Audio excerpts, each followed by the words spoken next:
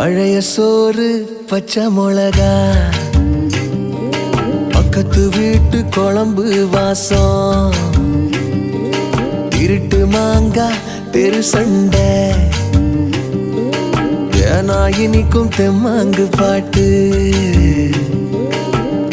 ஆட்டு குளியல் புடிச்ச சினிமா, சரக்கு அடிச்ச போத மயக்கம், ரயிலு பயணம் ராத்திரி காத்து, ரம்மியமான ரகசிய நினப்பு, அடையெல்லாம் ஒரு சோகம்தான், அடி காதல் தனி சோகம்தான், எல்லாம் ஒரு சோகம்தான், அடி காதல் தனி சோகம்தான்.